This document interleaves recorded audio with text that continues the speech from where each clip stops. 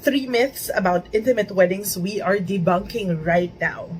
Welcome to the Forever Love channel by MJ Weddings and Events.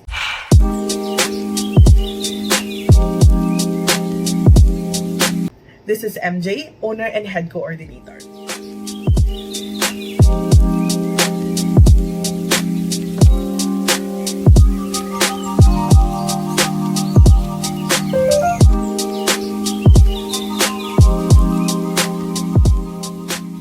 Myth number 1 about intimate weddings. It is cheaper to have an intimate wedding than a full-on wedding. When booking your suppliers, whether it be a coordinator like us, a photo and video, a photo booth supplier, the bulk of our work doesn't revolve around the number of guests that you're inviting. The focus on our work is between you, the bride and groom, because it's your wedding day. Whether it be intimate or a full-on production wedding, the services that your suppliers will be doing is still the same. So whether it's a 50 packs wedding, a 30, a 20, or a 10 packs wedding compared to a 100, 150 packs wedding, there is little difference between the prices of your suppliers. So expect to still save up for your wedding, whether it be intimate or a 100 packs wedding. Myth number 2 about intimate weddings. Catering service is cheaper than having a 100 packs wedding. This is definitely a big myth.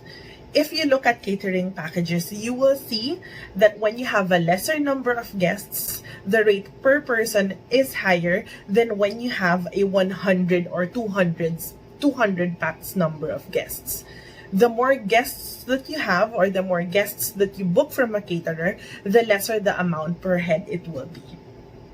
You also have to take into the consideration the protocols that caterers are following during this time of the pandemic. The usual 10 packs table is now limited to just a 5 packs table.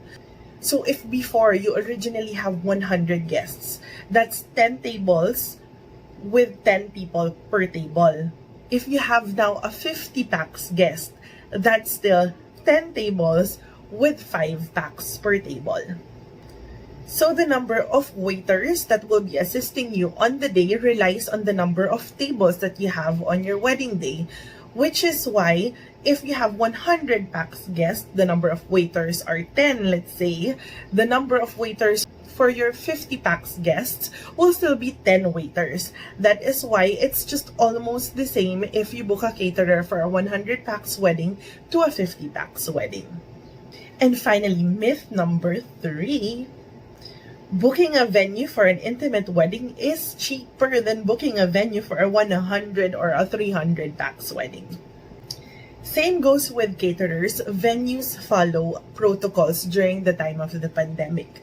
Venues are allowed to operate at a 50% capacity, which means you will still be using their full-on venue that can cater up to 100 packs to just your intimate 50 packs wedding.